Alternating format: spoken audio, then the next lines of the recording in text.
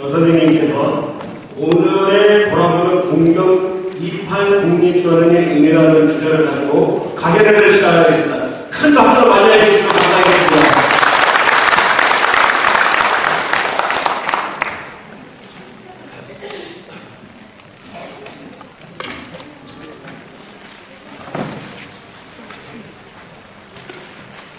오늘 소개받은 김상훈입니다. 점심 식사 맛있게 하셨습니까? 네. 아마 올 겨울에 들어서 가장 춥다는 날입니다. 28 독립선언을 했던 그날에도 도쿄에는 아시다시피 별로 눈이 안 오는데 눈도 많이 오고 날씨도 춥고 그랬다고 합니다. 그런데 오늘도 28 독립선언 그날을 맞아서 날씨가 매우 추울 것 같습니다. 우리 선열들이, 우리 청년 선열들이 그 추운 날 적도 도쿄 한복판에서 조국의 독립을 위해서 9년이 걸리겠던 그날을 되새기면서 역사는 되풀이된다. 우리가 오늘날 일본의 이런 장패를 보면은 비록 28 독립선언은 64년 전의 역사가 아니라 94년 전의 역사가 아니라 현재 진행형이다. 이렇게 얘기를 할 수가 있을 것 같습니다. 이런 좋은 행사를 마련해 주신 서당법인 한국독립유공자협회 윤철 회장님과 이직원 여러분들의 건강을 다시 한번 기원합니다. 앞으로 6년 후에는 28 독립선언, 3.1운동, 대한민국 위기연구 모두 100년이 되는 일입니다.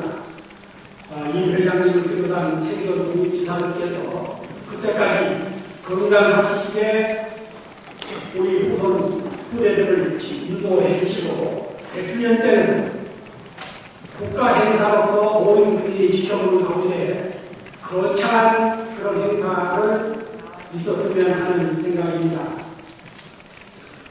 지금 여러분들께서 언론을 통해서 아시겠습니다만 일본 아베 신조가 최근에 우리보다 한 달 좀 전에 정권을 잡았고 두 번째 수상이 되는데 이 아베 신조가 집권하면서부터 동북아시아 풍향이 대단히 거세게 휘몰아치고 있습니다.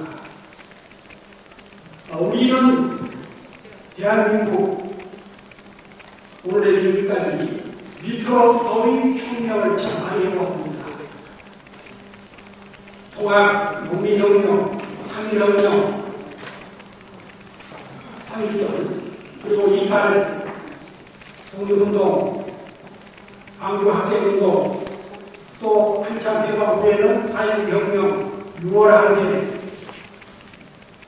4년 전에 축구집회에 이르기까지 밑으로부터의 혁명을 이루어서 오늘날 우리 대한민국을 세우는데 불행하게도 일본은 밑으로부터 혁명을 한 번도 겪은 적이 없습니다.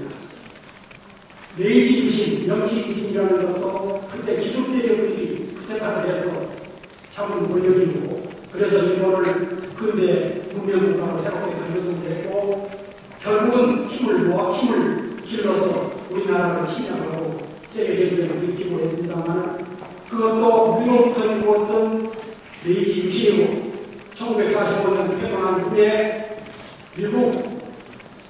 미국의 국정이 내가 국정에 의해서 거꾸로 규정돼가지고 지금까지도 지금 아베가 거치려고 하고 있는 이 평화헌법도 미국에 의해서 만들어진 체제입니다. 그래서 우리는 서로 정부가 공공기기를 한다든가 국기를 한다든가 침략행위를 일으키려고 하려고 하면은 온 국민이 권리에서 그것을 나가려고 그래서 정부는 이승만을 쫓겨내고 박정희도 완탄하고 전두환도 감옥에 보내고 그런 정도의 훌륭한 민주정통을 가지고 있는데 일본은 그런 역사를 한 번도 없습니다. 그만큼 지배세력, 소위 지배 엘리트에 의해서 천황계, 군국주의, 침략경제 이런 것들이 이루어지고 있는 것은 그런 우리가 그렇게 생각을 하는 겁니다. 현재 세계를 리드하고 있는 선진 문명국가, 영국의 명예혁명, 프랑스의 전체를 바쳤던 대혁명, 아메리카 독일혁명, 러시아의 1917년 볼셰비키 혁명, 독일의 혁명, 종교혁명, 스페인의 스페인 내전, 모든 나라들이 근대 문명국가를 이루어가는 과정에서 밑으로부터 혁명이 있었는데 유일하게 일본이 그런 게 없습니다. 그래서 일본이 밤에 이 정권이 어떤 짓을 할지 지금 돌아가고 있는 분량이 대단히 불안하기도 하고 우리로서는 경각심을 불러일으키지 않을 수 없는 그런 상황입니다. 여러분이 아시다시피 아베 신조 총리는 쇼와의 모계, 쇼와 천황 때 그 모계라고 불릴 정도로 그 기시 노부스키의 선장입니다. 외선장입니다. 이 노부스키는 그 일본 도조 시대각의 그 상공대시를 역임했죠. 그러면서 만주 괴뢰공을 침략을 해서 만주 괴뢰공을 세울 때 거기에 실질적인 원흉국에 한 사람입니다. 그리고 이런 대로 인해서 2차 대전 후에 도쿄 정법 재판에서 대입국 정법으로 재판에서 사형 선고를 받았는데 농케 풀려나서 결국은 2차 대전 후에 일본의 권력의 주체가 됐고 그리고 그 외손자에 의해서 또 새로운 동북아시아의 그런 불안의 씨를 뿌리고 있는 그 원흉이십니다. 이 사람이 지금 하고 있는 노부스키가 아베 신조가 하고 있는 일들을 보면은 A급 전범이 합사된 5분의 신사의 정부 관리들이 공공연하게 총리라든가 국무위원 장관들을 포함해서 그 정부 관리들이 참배하는 것을 갖고가 시켰습니다. 몇 년 전까지만 해도 일본 군주들이 여기에 참배하려고 그러면은 5분의 신사 참배하려고 그러면은 일본 국민들 눈치도 봐야 되고 한국이나 중국 눈치를 보았는데 그리고 이제 어쩌다가 두부 망고 군자들이 참배를 하기로 했지만 그래도 여론에 들려서 죽게 됐는데 이제는 법적으로 공공연하게 5분의 신사를 참배할 수 있도록 만들었고 더욱 우리가 놀라운 것은 헌법 기념을 속도로 있다는 겁니다. 작년에 일본 중의원, 우리 같은 국회의원이고 중의원 선거에서 3분의 1을 자민당이 획득했습니다. 그래서 아베 신조가 총리가 있는데 올 7월 달에 참여원 선거를 하는데 여기서 3분의 1 다수석을 얻게 되면은 그야말로 일본 헌법은 평화 헌법은 이제 전전으로 돌아가게 된다. 그런 내용입니다. 이 신조, 아베 신조는 그 평화 헌법을 개국 헌법으로 바꿔야 되겠다. 이런 말을 공정하게 지금 하고 있습니다. 우리가 알다시피 일본의 평화 헌법 제9조는 그 외국의 침략 정책을 하지 않고 국군을 갖지 않는 지금 실질적으로 이런 헌법도 많이 명맥만 남아있을 뿐입니다만 그러나 헌법 구조가 있기 때문에 이것이 이제 일반 국민들한테는 상당히 그런 국민기화를 막는 그런 방법 수단이 되는데 이제는 이것까지도 철로가 되어버리는 올 가을부터는 일본이 그야말로 1945년 전형의 헌법 체제로 되돌아가는 것이 아닌가 이렇게 생각이 됩니다. 새 헌법을 추구하고 있는 부부 망공국가들의 그런 뜻을 보면 일본 국가를 메이지 헌법 체제로 격상시키겠다라는 겁니다. 일본 사람들은 특히 일본 군국주의 세력들은 일본 메이지 헌법을 금과 옥으로 생각합니다. 그때 조선을 침략을 했고 대만을 침략을 했고 청일전쟁, 러일전쟁 그리고 이제 동남아시아 대부분을 석고를 했고 나중에는 미국을 침략했다가 이제 원자폭탄 세계를 당했습니다만 그럼에도 불구하고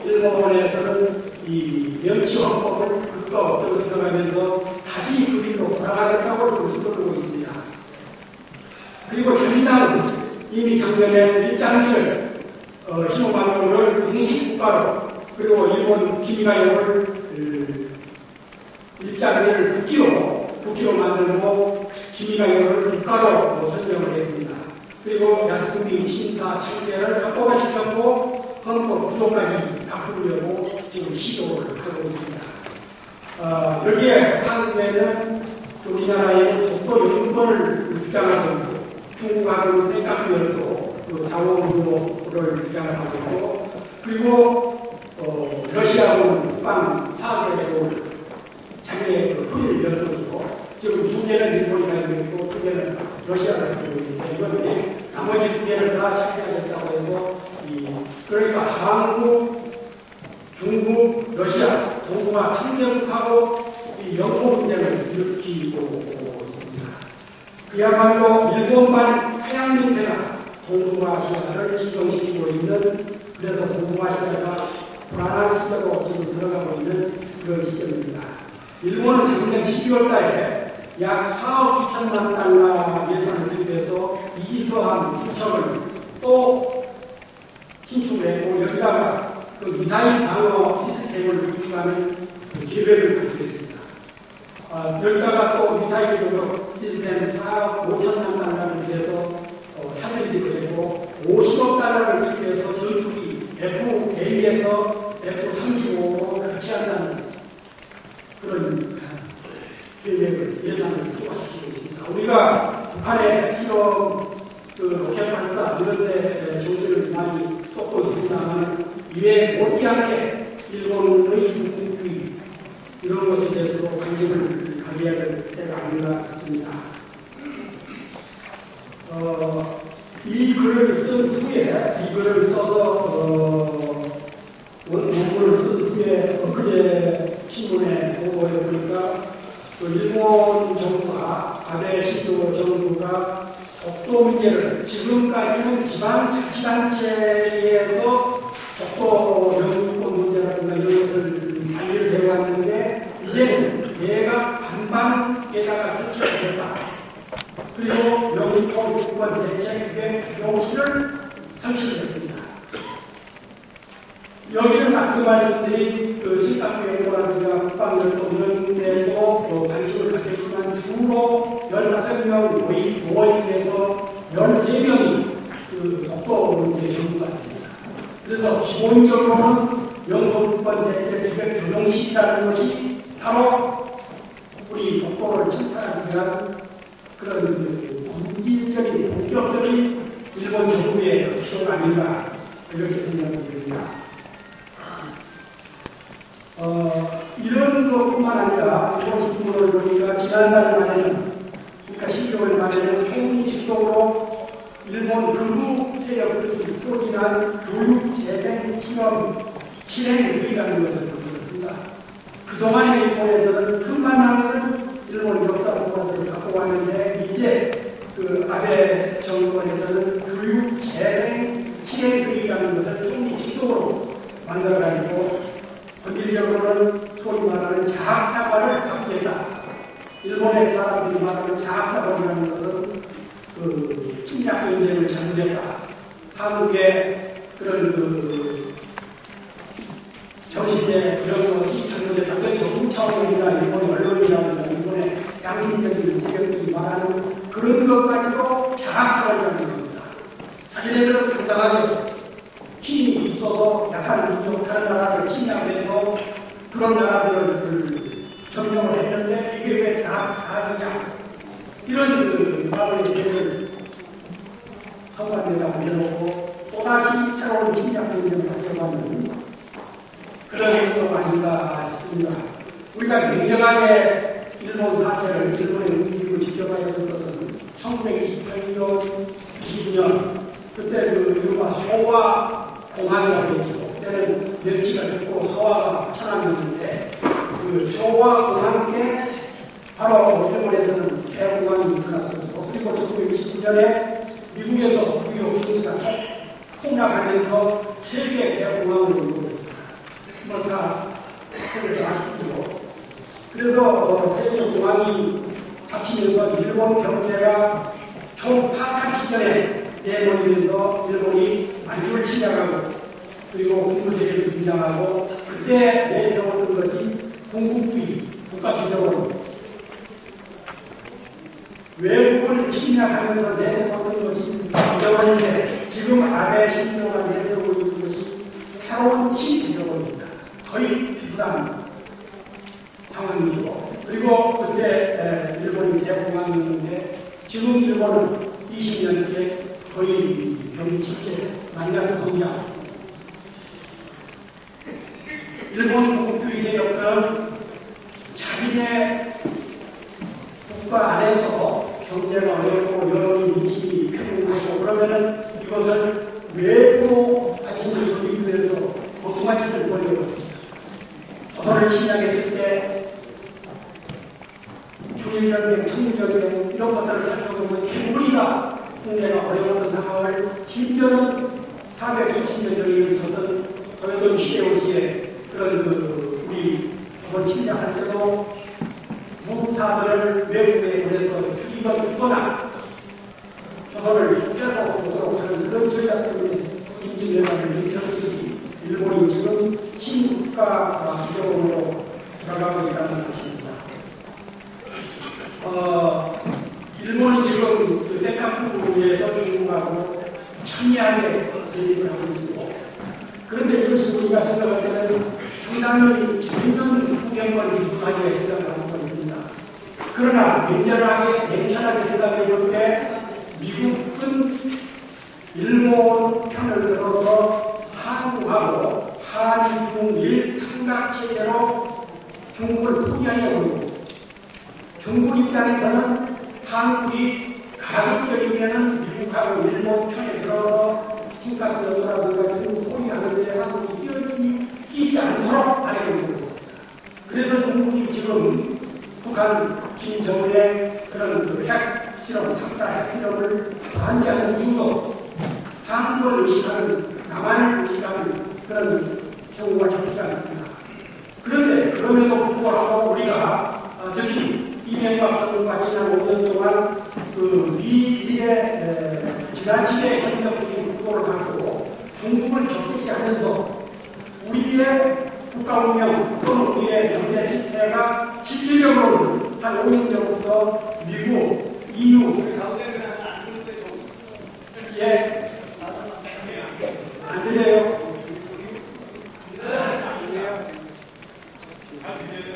예, 지난 5년 전부터 우리나라 국가의 경제가 거의 중국의 무역이 3분의 1, 전 세계에서 파는 것보다 3분의 1 넘는 그런 수준인데 만약에 일본의 기독에 따라서 생각보다의 열정이라든가 어떤 위기가 발생했을 때 한일 삼각 동맹 체제가 되어져서 중국을 적대시하는 체제가 되고 있다 보면은 우리는 대단히 어려운 체제가 됩니다. 자칫하면 300년에 병자호란 또 같은 병, 부산, 대장을 적지 않으리라는 그런 조장이 없다는 겁니다. 그래서 박근혜 정부가 외교를 예정도 자기하지만 외교를 대단히 치밀하게 동북아 정세의 국제경제를 문제가 보면서 해야 되지 않을까.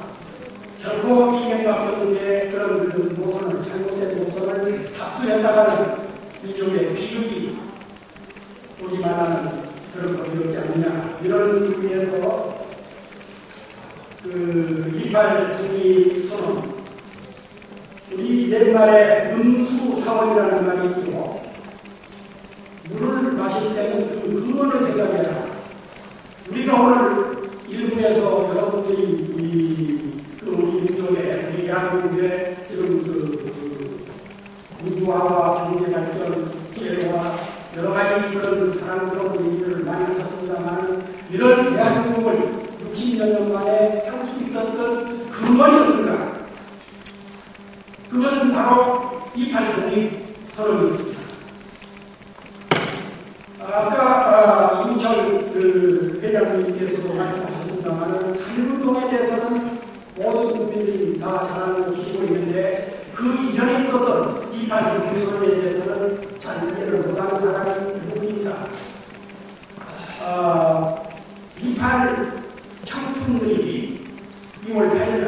그때 당시 이 시대 청년들이었습니다. 그야말로 이팔 청춘들이죠. 이팔 청춘들이 적도 일본 한국판에서 그때 일본의 형법이라든가 일본 보안법에는 만약에 이분들을 내란죄로 몰았다고 하면 사형 또는 무기입니다. 그때 일본 보안법하고 형법에는 내란죄를 그렇게 다스리도록 했고 실제로 사형을 시킨다는 표시가 있죠. 우리 독립사였던 박야리 선생 같은 경우도 일본 형법에 의해서 내란죄로 해서 결국은 무기징역을 쓰고 있었습니다. 그래서 28 독립선언이 있었기 때문에 산유운동이 있었고, 산유운동이 있었기 때문에 대한민국 이기정부가 있었고, 대한민국 이기정부의 존재에 따라서 우리나라 헌법에 의해서 유중무관자로 오늘날 우리가 자유와 민주주의를 권리를 누릴 수 있는 헌법 체제가 이루어지게 됩니다. 그렇다 그러면 28 독립선언을 주도했던 28 청춘들은 대부분 20대 청년 학생들이었는데 어떤 생각에서 어떤 사상의 흐름에 의해서 어떻게 그리고 그때 당시 일본의 유학 갈 경우에는 어느 정도 먹고 살 수는 있었습니다. 물론 일본이 그 친일파 소수를 빼고는 일본에서 노동을 하면서 교환을 하면서 공부를 했습니다만 그래도 당시 일본의 유학 갈 경우라고는 그래도 의식이 되어 있었고 또 생활기준도 최소한 극비 상태를 밀어난 그런 선택이기 때문에 이분들이 과연 어떤 의식 구조를 가지고 어떤 정보를 가지고 이빨 독립선언을 일으켰는가 그런 말씀을 드리도록 하겠습니다. 먼저 그 전 단계로 일본이 1910년 8월 29일 우리나라를 강제 병탄을 해서 지금도 여전히 합병이라고 합방이라고 합니다만 우리가 정확하게 용어를 쓰자면 병탄입니다. 합병이라고 그러면은 지금도 불쑥해서 지금 것을 합병이라고 그러지 않습니까? 그리고 합방은 비합병으로 아메리카가 51개 하대사 정부를 만든 그런 것이 합방입니다. 그리고 유시면서 치는 것은 합병인데 우리가 일본이 강제에 의해서 우리나라 주권과 영토와 역사를 강제로 뺏은 강제 신청 선생이 우연한 상황에서 이렇게 말이고 강도 일본이 그렇게 하지 않았습니까? 강도 일본이 강도는 뭡니까? 우리 주권, 영토, 역사 뺏은 그렇게 해서 무단 통치를 하고 9년 만에 참 쉽지 않죠.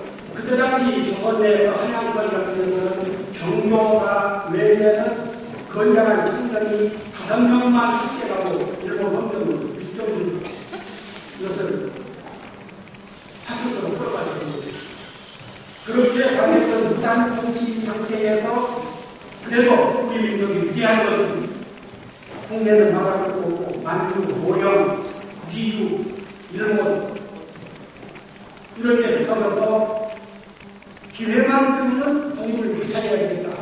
다만 그런 단체도 만들고 지하들도 하고 학생 서클도 하고 독서회도 하고 그렇게 해서 독립운동을 시작했죠. 그런데 1918년 6월달에 미국 대통령 윌슨이 민족 자결주의 원칙을 내세웠습니다. 그런데 민족 자결주의를 부딪히게 된 배경을 보면 독일이나 오스트라리아, 터키 등에 속해있던 연합국의 식민지에 1차 대전이 끝났으니까 이것을 적용하려고 했던 것인데 실제로 이제 윌슨이 우리는 대단히 독립운동을 위해서 그런 말을 했지 않았나 생각을 하는데 실제로는 그렇지 않습니다. 앞서 지적한 그런 나라들의 그런 식민지에 이용하려는 발언이었고 그래서 제1차 세계대전 정천 원칙 14개 조항 일부의 하나로 14개 조항 중의 하나로 민족 자결론을 부르셨던 것이고 그런데 이것을 우리 성각자는 윌슨이 무슨 말씀을 향해서 했던 민족 자결이라는 것은 세계 만국의 피아까운 민족의 공통된 숙제다 해가지고 이것을 우리가 받아들인 겁니다. 그때 당시 상해에 망명시켰던 우리 운동가들은 그 상해에서 발행되는 영자신문을 통해서 윌슨의 민족 자결주의를 듣고 그리고 재판이 신한 청년단을 결성해서 김부식을 프랑스 파리로 보내고 장덕수를 일본으로 용명을 시베리아로 김철로 서른혁을 국내로 사결해서 종교계와 사회 지도층 인사들하고 접촉을 하도록 했습니다. 이게 한 단계이고 그리고 다른 날에는 그 1918년 음력 11월 만주 노령을 중심으로 하는 해외에 망명해 있던 김조헌, 김동삼, 조소환, 신채호, 이지영, 신규식, 김규식, 윤세호, 김주환이, 박은식, 안창호, 이승만, 박영만, 이동희 상대의 민족 후보자 39명이 대한독립선언서를 발표했습니다. 이것이 우리가 국치 이후 대규모적으로 독립선언서를 발표한 것은 처음이고 그래서 그 일본이 강과대위에서 조선을 뺏어 먹었으니까 이제는 해방을 지켜야 된다.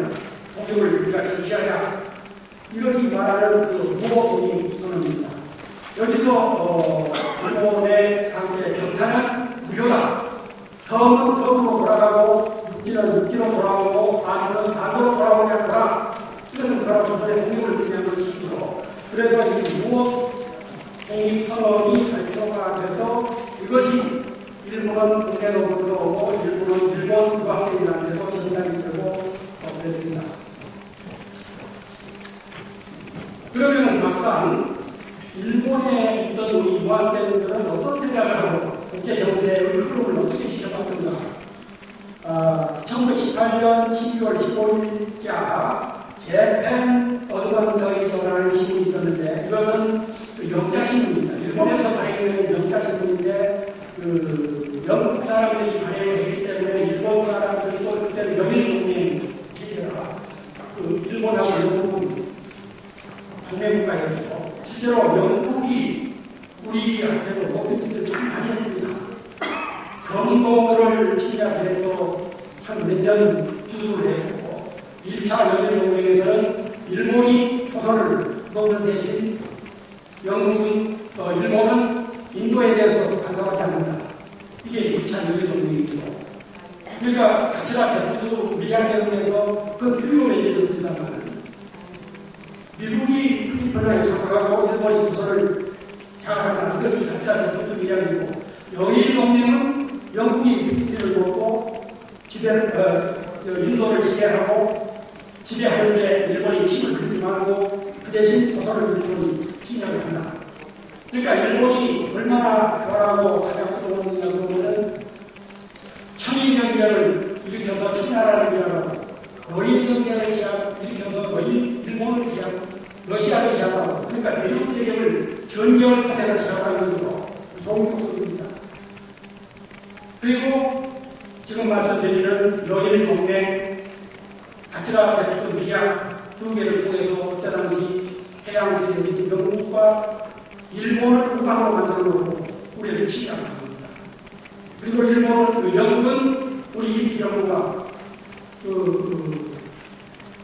미국과 영국에 그렇게 인정을 해달라. 임시정부를 대한민국 임시정부를 국가로 인정을 해달라고 하는 것을 영국은 끝까지 만들어냈습니다. 만약에 조선 임시정부를 인정을 한다고 하면 인도라든가 이런 데 동남아에 있는 식민지로 해외의 길난 이후로 끝까지 반대를 하고 자기네를 반대하는 것뿐만 아니라 일본, 미국에 대해서도 그렇게 못하게 해줬죠. 오늘 다 지난 얘기입니다만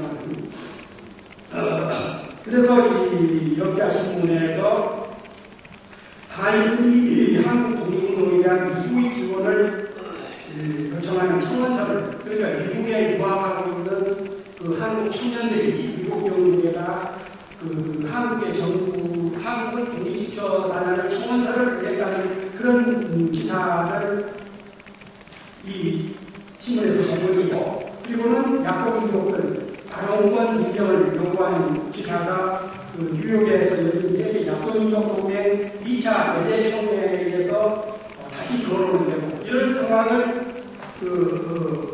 이런 신문에서 보게 됐습니다.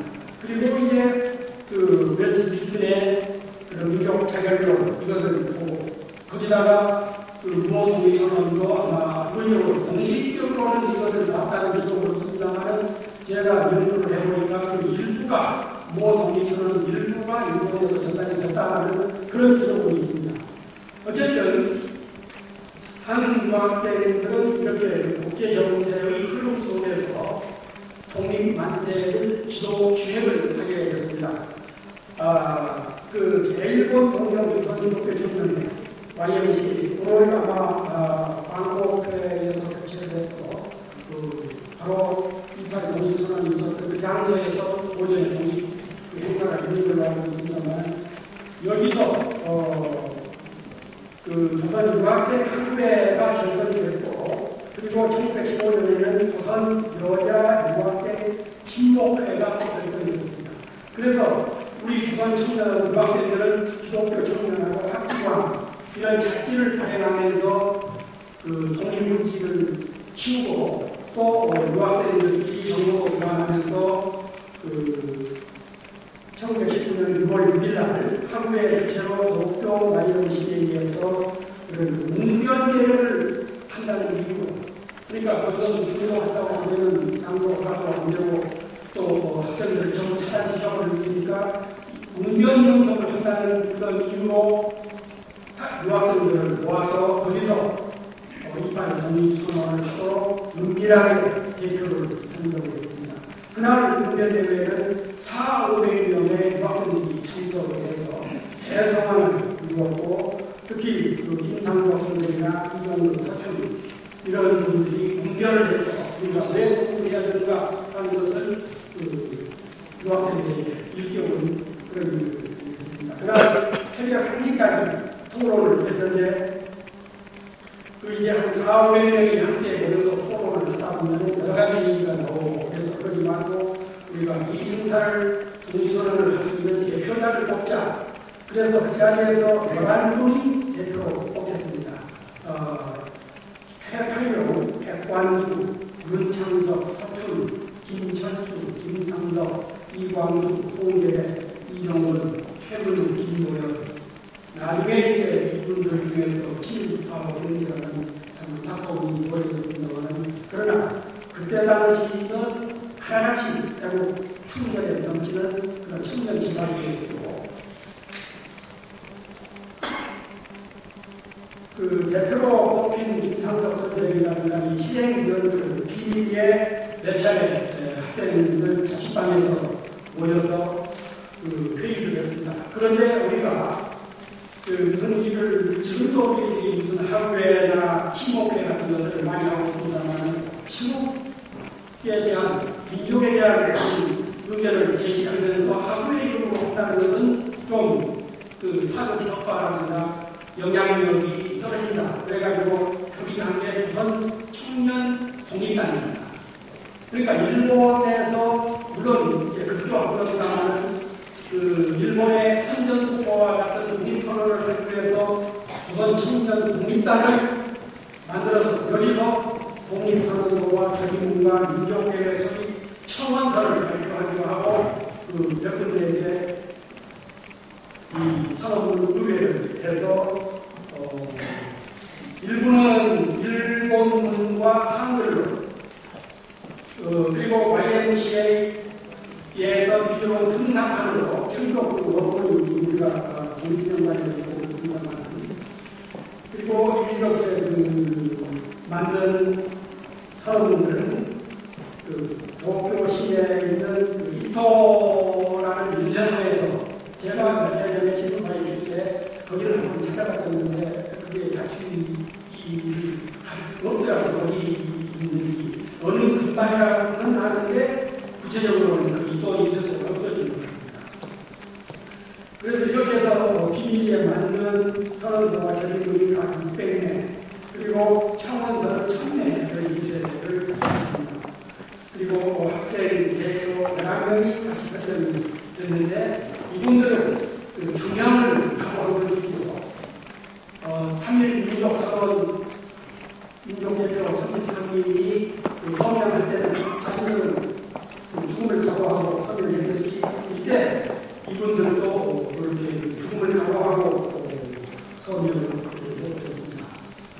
그래서 이 각 선서를 송계획과 최근 수군이 국내로 일반유하고 그리고 각국 대사관, 공사관, 일본 정부와 각 대신 그리고 일본 규조원, 중의원, 조선 총독 그리고 각 신문사에 발송을 했습니다.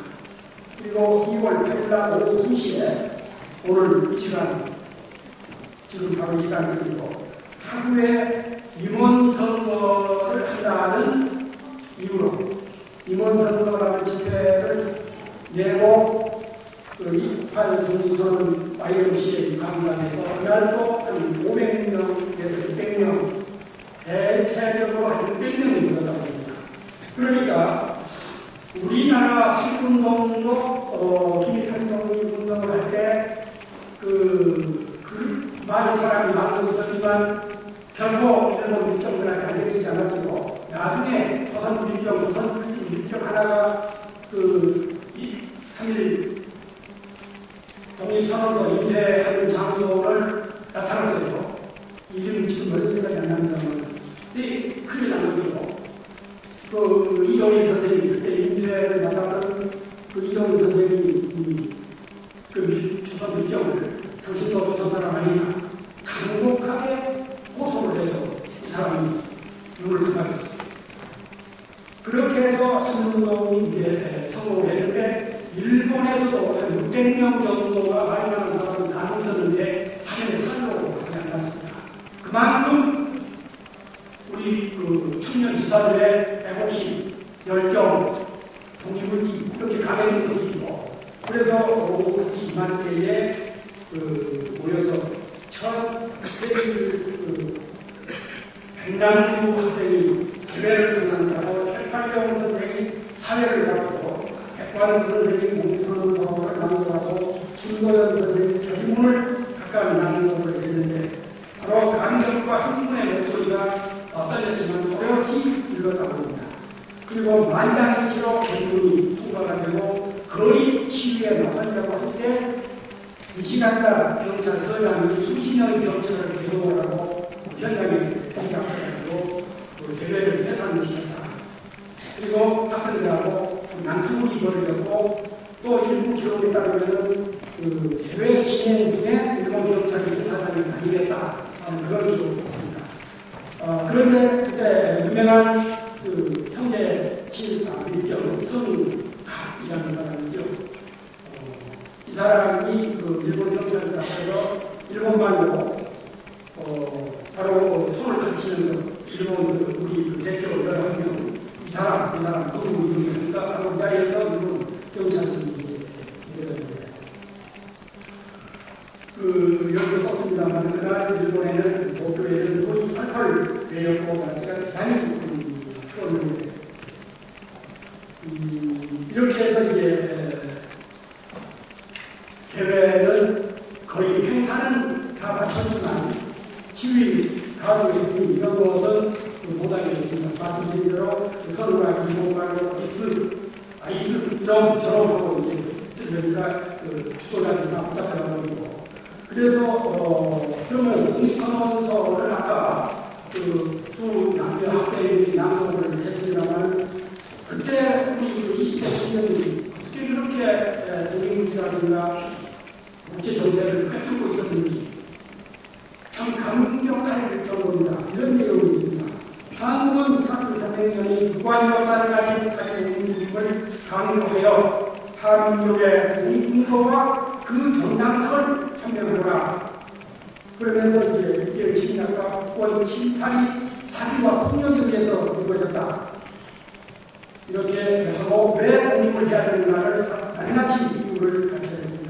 그런데 우리가 놀라운 것은 민주주의의 앞으로 우리나라가 독립을 하는 나라가 건설하는 새 나라는 민주주의에 따라 신과다. 그때는 조선 왕조가 망하고 한 9년밖에 안 돼서 또 왕조 시기에 미래를 갖고 있는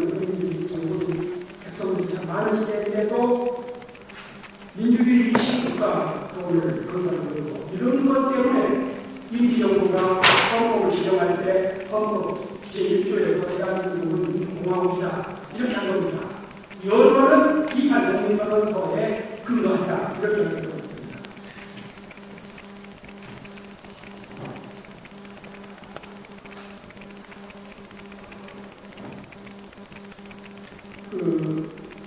이팔 공동선언서 말미에 수록된 결의문 네 가지인데 별로 길지 않으니까 제가 한번 나누도록 하겠습니다. 첫째, 본단은 이러한 합병은 5종의 자유군사로서 된 것이 아닐 뿐 아니라 5종의 생존과 발전을 위협하여 분량의 총알을 살아나는 원인들의 이유에 의하여 독립을 주장한다. 둘째, 본단은 일본 의회 및 정부에 의하여 그번 민족대회를 소집하여 그 결의로서 5종의 운명을 결할 기회를 부여할 것을 요구한다. 셋째는 본단은 만국평화를 위해 민족자결주의를 5종에게도 적용할 것을 청구하며 그 목적을 달성하기 위하여 일본에 주지 않은 각국 제5사에 의하여 본단의 의사를 각 정부에 전달할 것을 의뢰하며 동시에 유연기지를 만국평화를 위해 파견할 것이며 그 유연은 기지 파견된 5종의 유연과 일치행동을 취할 것이다. 이것은 상해에서 주립된 조선혁명당에서 파견된 그분들하고 행동을 같이 하겠다는 그런 뜻이겠습니다. 그리고 네 번째가 전함의 요구를 거절할 수 있는 5종은 일본에 대하여 영원히 전쟁을 선포하며 이로써 승리는 참하는 5종의 그 책임을 잃지 않는다. 이후에 우리는 모든 책임은 일본이 질 것이며 우리가 책임을 받겠다.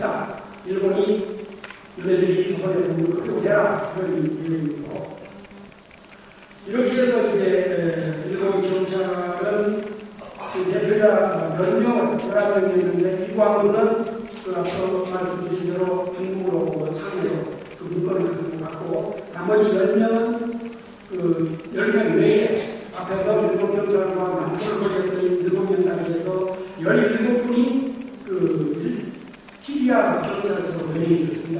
일본의 사상권을 취재하는 그 악기인 경찰서이고 여기에 한비아 경찰서에 끌려가서 2월 20일 날 동경지방 재판소 검사국에 송치됐습니다.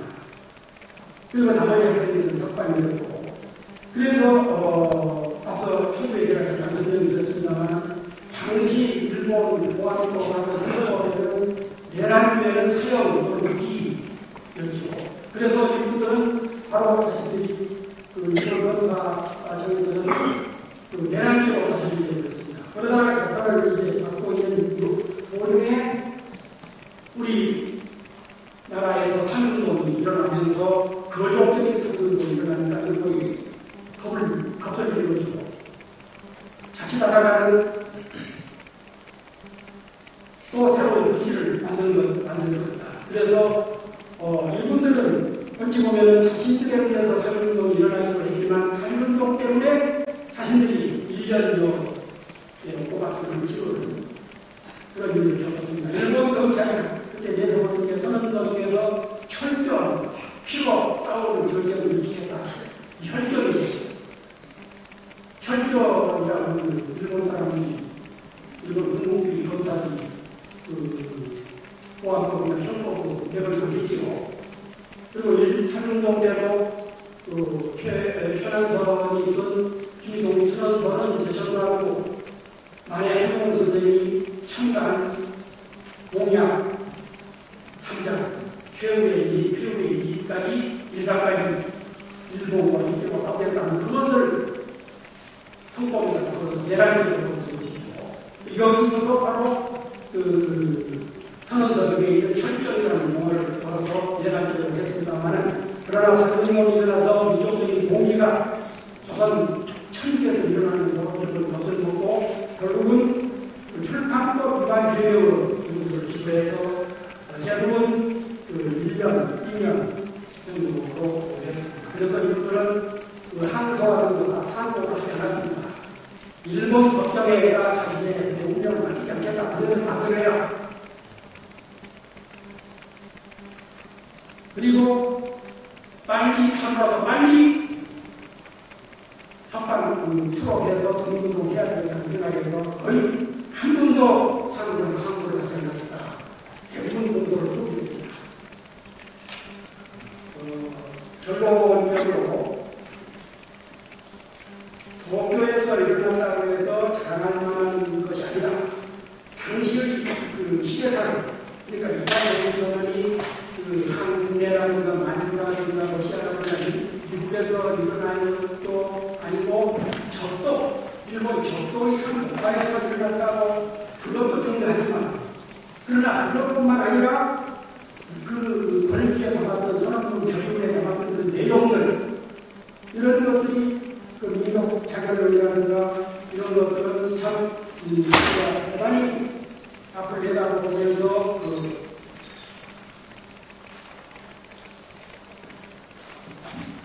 우리 근대적인 그 국권해법 운동의 결정적인 그런 메시지가 되고, 또 이것이 그 구룡 황제의 등호로 사망으로 일어났던 그 산운동이 그런 측면이 강한 데 비해서 그러니까 왕조의 민족주의 의식이 높지 않은 데 비해서 28공에서는 그 성적인 민주주의적인 민족주의, 민주적 민족주의 이런 측면의 그 역사성을 부여할 수가 있겠다 싶습니다.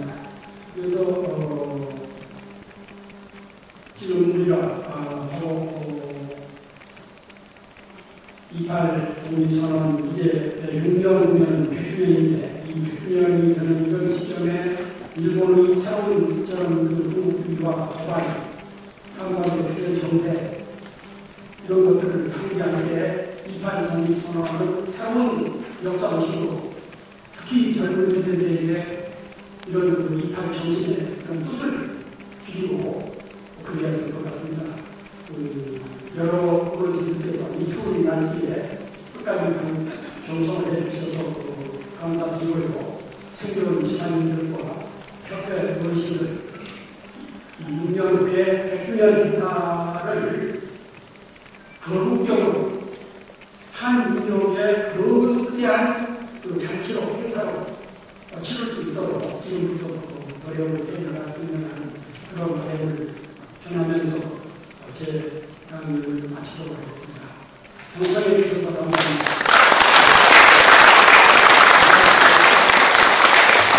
네, 감사합니다. 중앙하나님 정말 정복하는 분함 감사합니다. 다시 한번 뜨겁게 박수해 주시기 감사드립니다. 감사합니다. 오랫동안 깜깜한 자리로 날씨도 안 좋은데 정말 이렇게 끝까지 참여해 주신 내일을 감사드리겠습니다. 이것은 동경 28 독립선언 제94년을 기념회장이 강연에 모든 행사를 마치도록 하겠습니다. 감사합니다. 여러분 안녕히 가세요.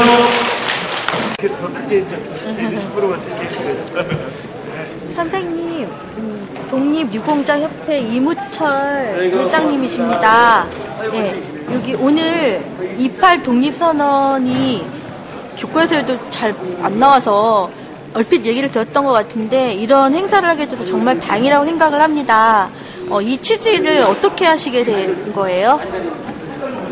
네, 여기 예. 우리들은 우리 일이 따로 있습니다. 예. 우리 그곳에서 그래서 우리 일은 우리대로 지금 이 행사와 마찬가지로 앞으로 좋은 행사를 기억하겠습니다. 네, 감사합니다. 꼭 그렇게 해주시기 바라고요. 제가 독립운동 유공자분들한테 아직 살아계시는 분들의 그 기록을 좀 담았으면 좋겠으니까 좀 도와주시기 바랍니다. 예. 네. 감사합니다. 네, 후대에도 사무실 보세요. 후대에도 이어져야 될 것 같아요. 네. 감사드립니다. 오늘 수고하셨습니다. 감사합니다. 네.